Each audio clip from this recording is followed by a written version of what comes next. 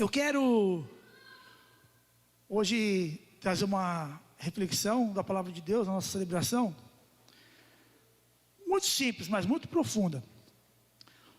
Nós vamos falar sobre a história de uma mulher e de um homem que fizeram a diferença. O nosso tema é fazendo a diferença. Às vezes, nós vamos para o texto bíblico e parece que é tão distante, né? E é mesmo, aconteceu há muito tempo atrás. Mas a Bíblia fala que a palavra de Deus se renova a cada manhã. O que eu quero dizer com isso? Eu quero dizer que as coisas de Deus continuam acontecendo. Deus continua se movendo e continua usando as pessoas. Deixa eu pegar aqui minha... Eu queria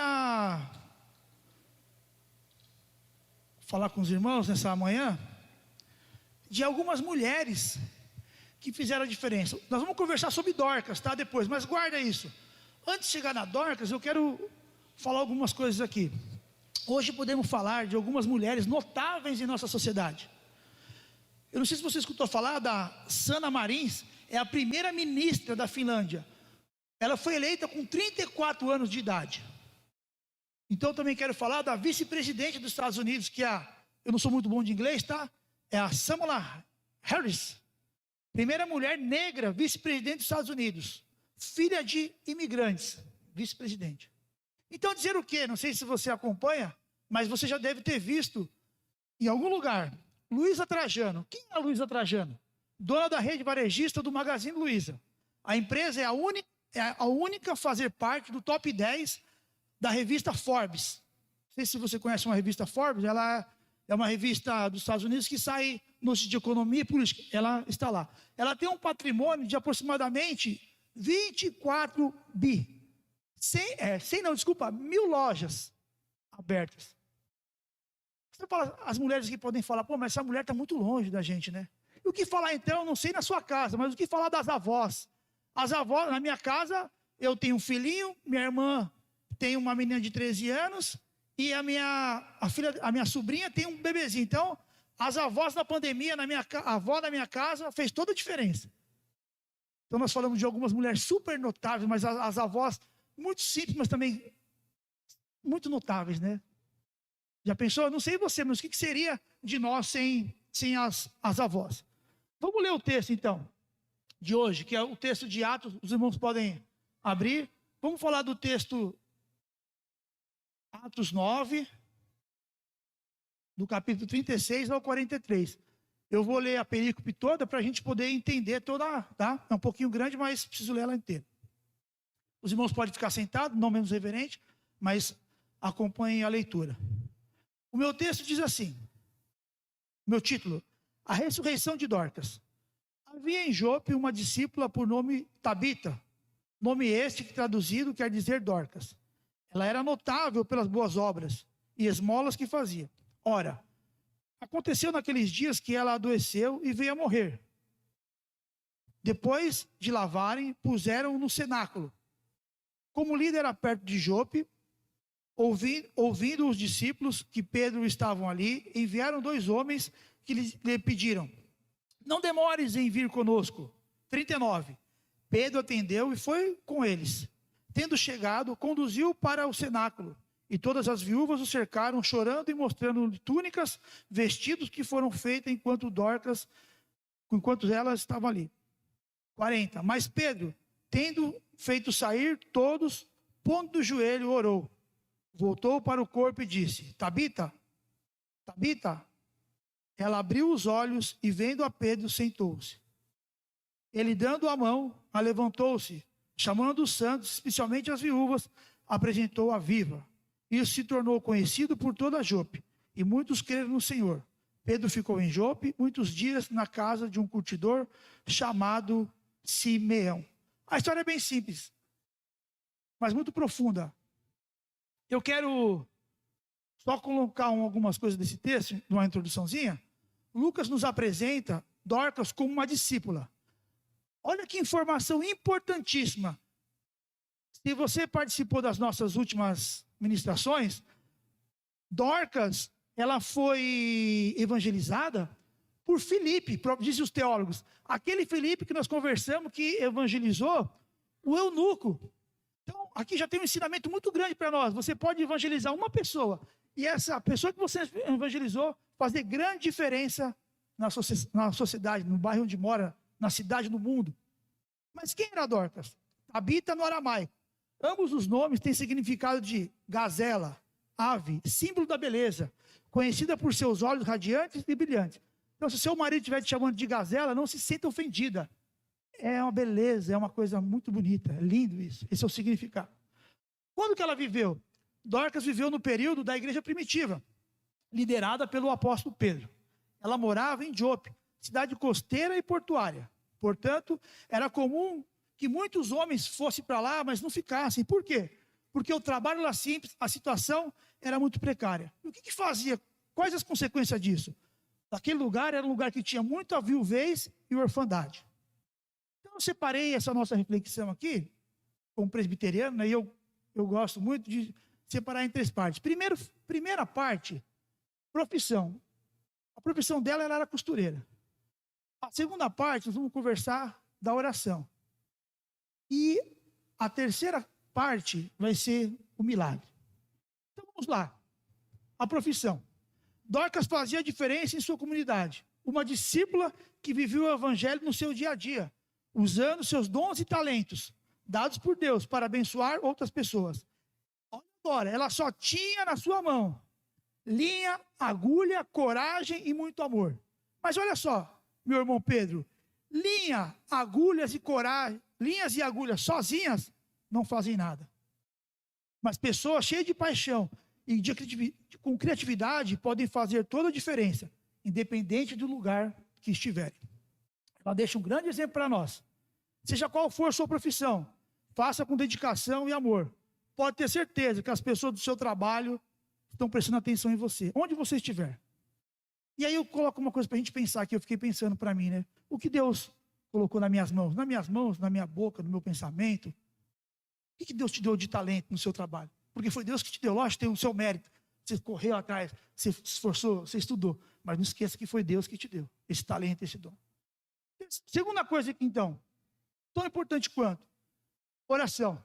Olha só, como Lida era perto de Jope, ouvindo os discípulos que Pedro estava ali, enviaram 2 homens que lhe pediram: não demorem em vir conosco. Meu irmão, olha só que coisa muito legal isso aqui, eu gosto de estudar e isso aqui é sensacional.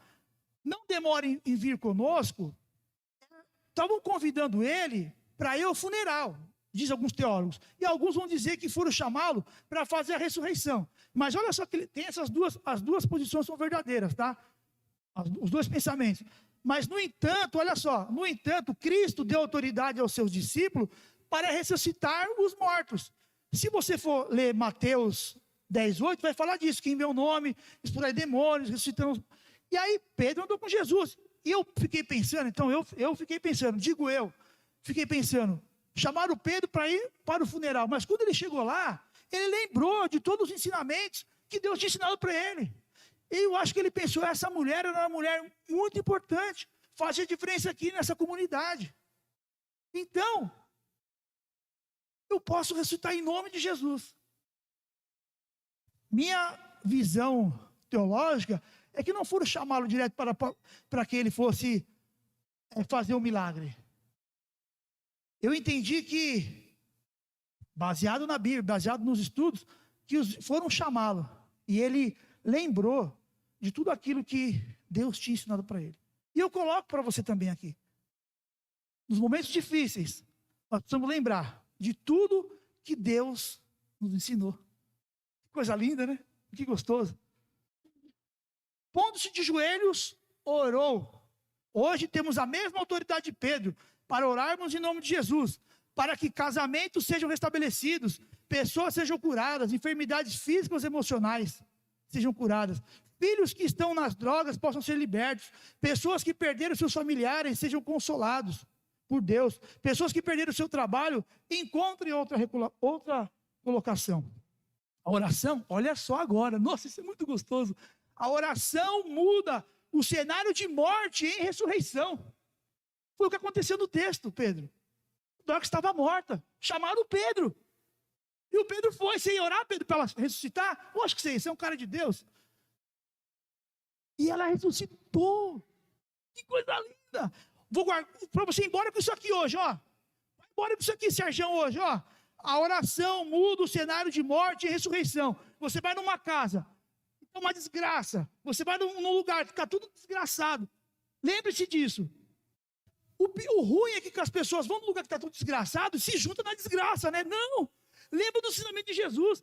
Você pode orar e o Espírito Santo pode mudar aquela situação. Não sei qual. Não sei qual. Deixa eu contar uma coisa para vocês.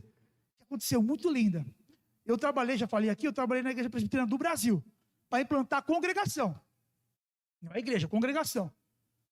E tinha eu também ajudava num projeto social de uma senhora e um senhor que saíram do campo de concentração. Que coisa linda. E essa senhora, eu estava dando aula para as crianças, nesse projeto, eu dava reforço escolar e aula de futebol e estudo bíblico. Tinha que fazer tudo, um pouco de tudo. E aí, estou dando aula de futebol para as crianças, tem uma quadrinha no projeto, uma senhora começou a gritar, Cláudio, Cláudio, Cláudio. Eu escutei, era a Rani, que é filha dela. A senhora tinha 85, 86, e a Rani, uns 60 e poucos anos, começou a gritar, mas eu vi que estava diferente. E eu saí correndo lá. Quando eu cheguei lá, a dona Júlia, a mãe, estava morrendo. Estava tendo um infarto. E aí começou aquela choradeira. Sabe o que eu fiz? Tirei todos da casa. Fechei a porta. E comecei a orar. Comecei a orar, orar. E veio o filho dela, eu falei, calma, eles começaram a chorar. E a filha também, minha mãe. E eu comecei a orar. Deus preferiu tê-la com ele lá, porque ela tinha servido a ele. Mas eu fiz isso. Eu queria viver isso aqui. Só que interessante, uma semana antes dela morrer, eu preguei esse texto lá no projeto, com mais de 100 pessoas, e ela estava presente. Nossa, eu acho que foi uma homenagem de Deus para ela, né? Mas eu orei, Pedro. Tirei as pessoas da casa, o pessoal chorando, estava atrapalhando. Eu coloquei ela no meu colo. Nossa, foi a coisa mais linda do mundo. Ela morreu nos meus braços. Ela me abençoou até na minha morte. Porque ela me abençoou até na morte dela. Sabe por quê? Porque eu tinha 39 anos para 40 e eu não era casado ainda. E eu falei, eu gostava muito dela, eu me sentia seguro lá, sabe? Eu falei, agora eu preciso casar. Eu preciso casar agora, porque a mulher dá essa segurança, né? A mulher que faz a diferença dá essa segurança na sua casa.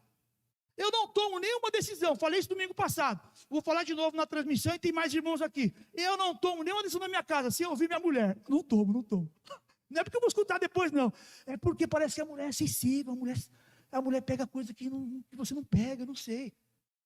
Você vai casar? Ouça sua mulher, ouça sua noiva. Ou fuja dela antes. Fuja antes. Ou fuja antes. Interessante isso, né? É muito gostoso, meu irmão. A oração muda o cenário de morte em ressurreição. Dona Júlia, até hoje lembro dela. Nossa, que... Aí passou... Ela morreu numa quarta-feira, quinta, aí logo foi o enterro, foi no mês de outubro. Em dezembro eu fui embora e não voltei mais para lá. São meus amigos até hoje, da família do Roberto Lai. Roberto Lai, que é da Igreja Menonita. Um grande abraço, se o senhor estiver nos assistindo aí, o pastor Roberto Lai. Roberto Lai é o percussor de célula no Brasil. E esse projeto é da família dele. Ele dá palestra nos Estados Unidos, vários lugares. A dona Júlia é tia dele, dona Júlia, que está no céu. Aprendi muito com esses alemães aí. Muito jóia, que coisa gostosa. Vamos agora para a ressurreição.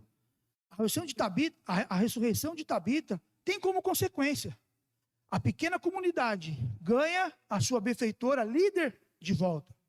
Ela acontece de acordo com o agir dos profetas e de Jesus, isto é, com a tradição. Como assim, meu irmão?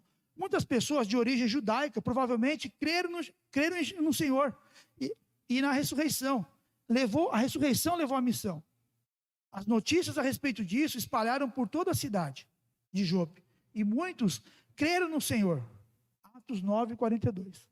A compreensão de que, assim como a ressurreição de Cristo, também a de Tabita era para dentro desta vida, deste mundo, para dentro da história e da realidade.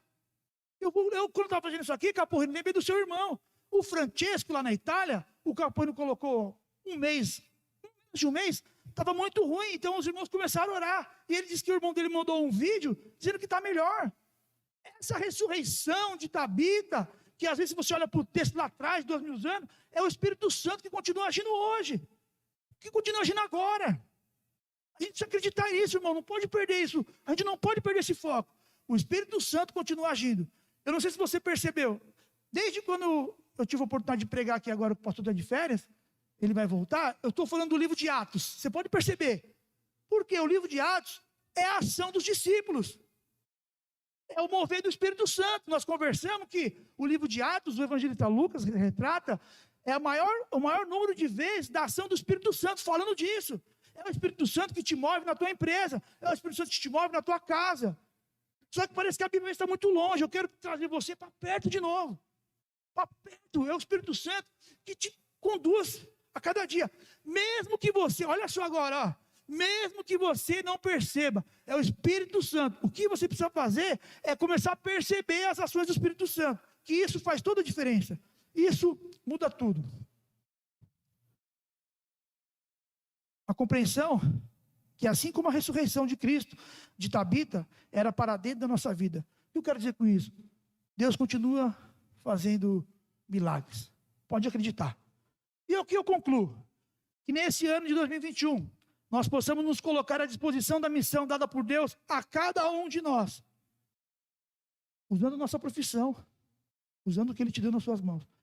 Olha só, usando nossas profissões. Olha agora. Usando nossas profissões, nossas orações. E continuamos a seguir Jesus e a cumprir nossa missão dada por Ele, assim como Dorcas. Que nós possamos deixar as marcas de amor na vida das pessoas que nos cercam. No caso da Dorcas aqui, ela cuidava dos pobres. Mas talvez você trabalhe com os ricos. Você pode deixar as marcas de Jesus, seja na sociedade que você está vivendo, no lugar que você está inserido. A ressurreição de Jesus tem continuidade na ressurreição para a vida de Dorcas, e mesmo o Espírito continua atuando e agindo no meio de nós. E eu queria terminar com essa... Vocês podem colocar aí, meninas? As mulheres que fazem diferença, né, na nossa igreja. Graças a Deus por isso, mas que você possa fazer mais. Mais e mais. Eu escutei uma frase, muito jóia, eu gosto de acompanhar o mundo dos negócios. Então a frase dizia assim, que neste ano nós possamos fazer, não é frase ainda não, tira para o pessoal prestar atenção aqui, tira Esther, tira, desliga. Só um minutinho, eu quero falar uma coisa importante. É bom a gente acompanhar as coisas que estão em volta de nós, o que está acontecendo no mundo.